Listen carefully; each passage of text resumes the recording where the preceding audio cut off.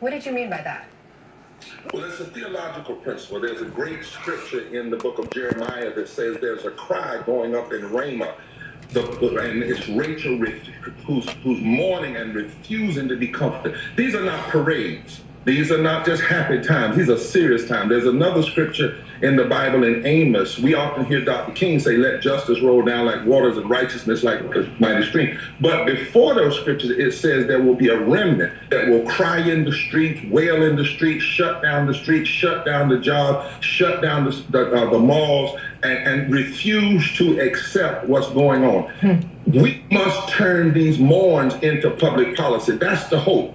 The mourning, the protesting, the crying, the shouting, the anger, that's telling us what's wrong. And now we have to turn it into public policy. Yes, about the police, but also we have to turn it into public policy so people are not dying from poverty and dying from the lack of health care and dying from other realities that exist. Dying from 250,000 people, for instance, die from poverty and low wealth every year. And so that's why the Poor People's Campaign, the national call for moral revival, is saying, we better listen to these screams, we better listen to these protests, and then turn them into public policy. Today is the anniversary of Robert Kennedy. The anniversary of his death. He was trying to tell us back then, we have to hear the pain. A few weeks before now, Martin Luther King said we had to address racism and militarism and poverty. We did not listen, Anna, but we better listen this time. And that's what all this diversity is saying to us in the street. This is not a parade. It's a powerful moment with possibility for transformation if we hear the mourns and the tears of the people. And now a very somber moment we're looking at live in North Carolina, a memorial service for George Floyd, the second of three that will happen within a 6-day span. He was born in North Carolina, and I know you live there. If you could say something to the family right now, what would it be? Well, I am in North Carolina. I'm not there today because I have an immune deficiency in the midst of COVID. But what I will say to the family is that when George said, I can't breathe, it touched something in all of us, that you watch how much of our government and state is being used to suffocate and crush. But I would say to the family, they may have stuffed the life out of George, but they've not stuffed the life out of us. When he breathed his last breath, it was breathed in us. There is a resurrection power and promise better sleep? Not promise, prove. It's our weekend special. Save $1,000. The coin looks gorgeous. Like a gorgeous... Nuts.com, your one-stop online pantry shop for nuts, dried fruits, flour, and whole grains, plus organic snacks. Look at this. It's smart charging technology. Devices. Sweets and gluten-free treats, all delivered to your doorstep. A family-run business. Special. Save $1,000 on our most popular smart bed and adjustable base, plus 0% interest for 48 months on all beds. Ends Monday. Things we do to bring you our best every day.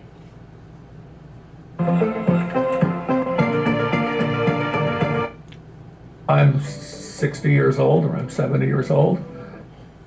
Really attractive to us for a sight fishing opportunity because we're not sight fishing 1 or 2 fish at a time. I mean, we're looking for the mother load. So it's like This. Yeah. On over 13 made his. No one's gonna buy anything.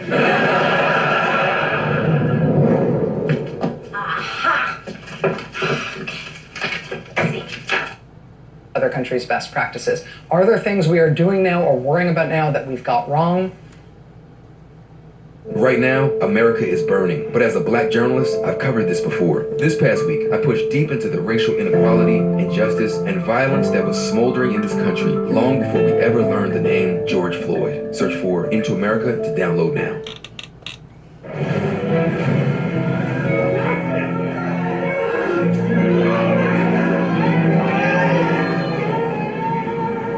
It's not a memorial, it is a homegoing.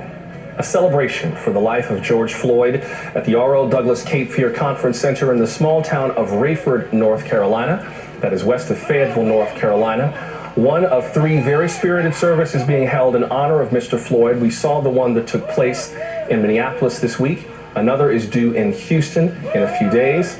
We're keeping an eye on the service. A private audience, a few hundred people saying goodbye to Mr. Floyd on the occasion of his homegoing. We'll keep an eye on that. Go back as warranted. For now, let's take a look. You can even make melty campfire s'mores in just minutes. Sizzle Griddle's Park near the heart of NYU. That's an area that's also seeing some protests throughout the week. But Chris, to hear you describe what's going on at Washington Square and pretty much around New York, it's been very fervent, very emotional, but pretty much totally peaceful today. Totally peaceful, but look at the size of this crowd. It is just as far as the eye can see. Thousands and thousands and thousands of people. And that's only what you can see. If you go in this direction and we walk the perimeter, spilling out onto Fifth Avenue, take a look behind me. Look at all the people. And it has been raining here and coming down hard for at least 15 minutes. I keep looking. I've seen barely a handful of people leaving, and many of them have been here for 2 hours. They've been very respectful of the speakers. They've been responsive to them. They've listened to people singing. When they started chants from the loudspeaker, people have been chanting along. So, as one person put it, we are tired, we are fed up, and we are fired up. To that first part of being fired, well, there are a lot of questions if after a week of marches and more than 2,000 people arrested, if people would continue to come out.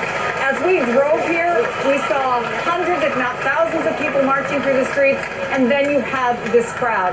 The question becomes tonight, as I said, about 2,000, more than 2,000 arrests. I think we can show you, though, a lot of arrests came on that night of looting on Tuesday. Every subsequent day, it's gone down. That does not make the folks in this crowd that I've talked to feel any better. They feel police have been too aggressive. In fact, there's been a defense by the governor, a defense by the police commissioner, and a defense by Mayor Bill de Blasio, but it was only after videos went viral that they suspended 2 officers. They say that there are other investigations that are ongoing. But again, the folks here, completely peaceful, completely determined. If there's one theme that I've heard here, Joshua, it's we cannot stop. We have to make sure there's change. Joshua? Thank you, Chris. That's NBC's Chris Jansing in New York at Washington Square Park. Looks like there's a quick line of thunderstorms that may come in a few hours, but that rain should clear up pretty quickly. Regardless, those protesters are not leaving. Thank you, Chris. Why is it so hard to prosecute law enforcement officers? Why is that so difficult? If you've asked yourself this question, there is a legal precedent that you should know. It's because they're part of the system. The system isn't going to attack itself unless you have uprisings like you're having right now. That's why. Called qualified immunity. It's been on the books for nearly 40 years, but the Supreme Court could consider changing it. The lawyers for 2 of the 4 officers charged in George Floyd's death are speaking out. Attorneys for officers J. Alexander Kyung and Thomas Lane say that their clients expressed concern during Floyd's deadly arrest on Memorial Day. Let's discuss it with civil rights attorney S. Lee Merritt, who joins us now live. Lee, tell us about this idea of qualified immunity. Can you give me the 20-second definition? What is that?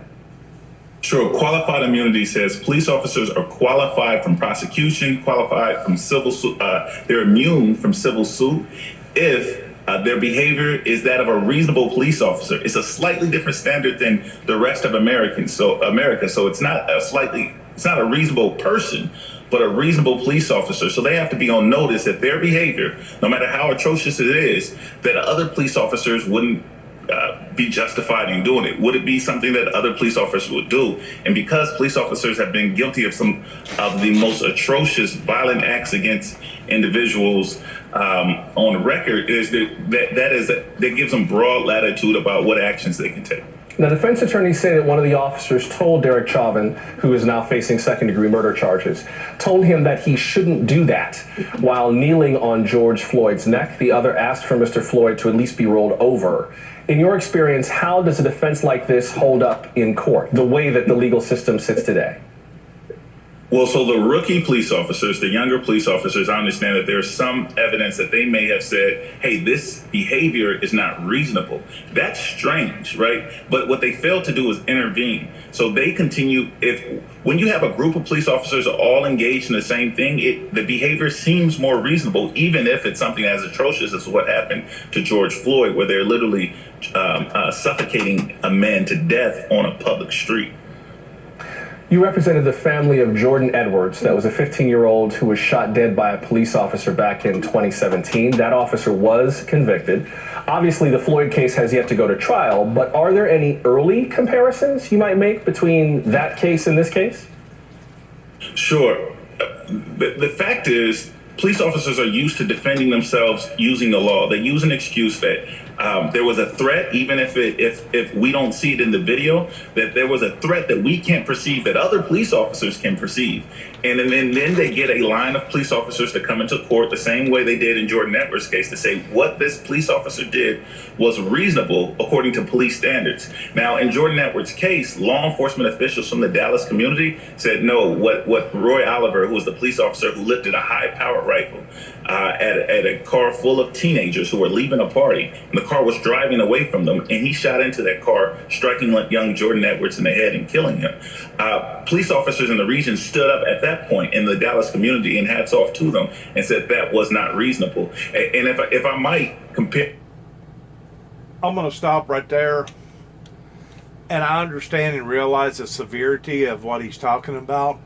Anytime an individual's life gets taken, puts a brand new perspective on the severity of what has occurred. I think the reason why a lot of people hasn't paid a lot of attention to my particular case is because I am still living, and there's really nobody to speak in my behalf other than me speaking on my own behalf pertaining to what went on in Martin, Tennessee. The officer is right. Whenever there's a group of officers versus just one officer, even though the atrocities that they're trying to commit or do makes it look more acceptable in the eyes of whoever is viewing that. Whenever they wound up going to Huntington and grabbing me up while I was working, had Bondo dust on me from head to toe, working for First Choice Body Shop, David Lloyd and Mr. Jimmy there in Huntington, Tennessee. They grabbed me up and drug me all the way to Martin, Tennessee, and questioned me in front of about 5 or 6 different officers. And there wasn't but one officer, and I don't know who that officer was, that spoke up in the party while they was interrogating me about what that I had said to a teller that worked at a convenience store. But there was not but one officer that stood up that said, well, he's been doing this now for quite some time as far as passing out literature and issuing out his message before the people. But because there was only one officer versus 6 or 7 officers, it automatically got shot down in the Martin precinct, and they went ahead and went with their charges towards charging me with falsifying files, which means to give out a implication that you are a possible homegrown terrorist because you had done something in the audience of an audience towards lying to them, towards telling them that there was a fire or something else was an emergency to the degree that they should have responded to it. The thing about it was I wasn't in no audience during the time that I told the teller that I was liable to wind up on Channel 6 News. And whenever it comes to using the word explosion, and that's what they was going off of, because I had used the word explosion, as I have said before and I'll say again, you can use the word explosion in a non-lethal, non-harmful way in metaphors as well as literally, to the degree that it's not bringing any type of harm or hurt to individuals' lives. Because they apprehended me, it cost me $1,000 for an attorney, $5,000 to get out on bail. It cost me a 5-acre mini farm, a wife, $500,000, and it costed me towards having to pack up and move to Nashville, Tennessee, just to get away from this wave of unjustfulness that was occurring here in Weakley County pertaining to Tommy Moore, my attorney Benjamin Dempsey, and the Martin Public Police Department. I had to pack up and go elsewhere simply because I had stood back up for the Lord Jesus Christ, and simply because I was passing out literature, and simply because I told a convenience store teller that there was so much controversy in my life that I was probably going to wind up on the Channel 6 News. That there was going to be an explosion of controversy in my life, and because of it, I was probably going to wind up on the Channel 6 News. To this day, the courts, not only in Martin, but the courts in Weakley County, still have yet to address this. To this day, the courts still have yet to address their biased attitude in how that Randy Brundage managed to ban me from First Baptist Church as well as Central Baptist Church. And it was Randy Brundage that basically put out the hit on me towards marking me as me being some sort of a lunatic or some sort of scam artist, to the degree that I'm not even welcome to go into any of these churches around here right now. It was the Martin authorities who basically condemned me as me being a blasphemer right here in my own home county. And of course, it was the sheriff's department that failed to do their jobs whenever I did come back here in 2014, as far as dereliction of duty, as far as hiring another attorney by the name of Younger up in Martin, and the judge throwing out or not handling those cases properly, to the point that things continued to escalate and escalate and escalate until the death of my brother, until finally not only the death of my brother, but the death of Donnie Ridgeway and the death of 3 or 4 others around here, that finally put an end to this type of anti-Semitism that was going on here openly at 291 Thompson Road, Sharon, Tennessee, zip code 38255. Now, these people can snigger and they can plead insanity all they want, but I guarantee you, those that knew about what was going on and chose to remain silent, they will give an account for what has occurred here, because basically it was a pile-on. It was a railroading operation, and Tommy Moore was the ringleader of the bunch, as well as Tommy Thomas and other law enforcement agencies around here. They was the ringleader of the bunch towards wanting to go ahead and bury Juby, because they did not like or appreciate the message coming from the messenger. And that's been obvious since day one, since the event happened in Kenton, Tennessee in 1983. And then what happened in Madison County in 1987. There's a long pattern here of attacks up onto the founder of the Windmill Ministries, and the whole time the Windmill Ministries, the founder, has been preaching love, grace, forgiveness, and yes, the book of Revelations as well as the book of Daniel, as far as end-time biblical Bible prophecy. These people have tried every technique under the sun, beginning over in Kenton, Tennessee, with the crosses and the kneels, towards trying to destroy the founder of the Windmill Ministries' purpose, towards him achieving what God had called him to achieve. They have tried every technique under the sun, not only over there, but also over here in Weakley County. And they'll give an account for it one day. I promise you. It's really, really sad. Like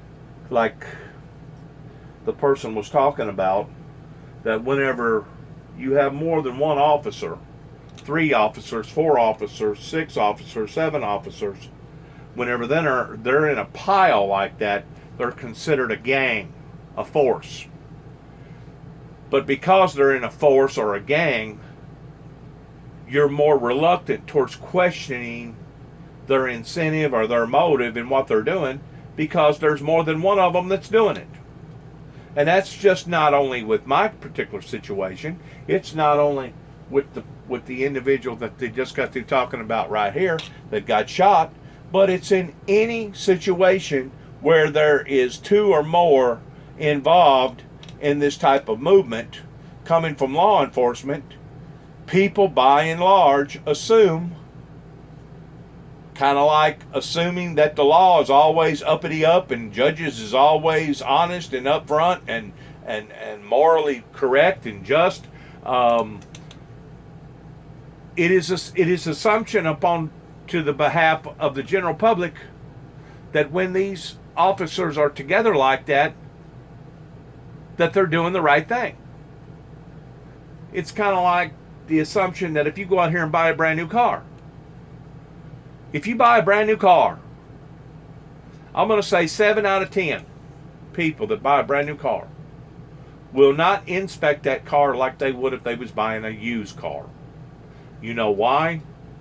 Because subconsciously in the back of their mind, they have made it up in their mind that this is a new car, and odds are it's perfect. The handles is going to open and shut. Every little compartment, every little gizmo and gadget's going to work. The color of the paint's going to match. All the gaps is going to be within a milligram of being the same. Everything is going to be in alignment. The car's basically going to be perfect.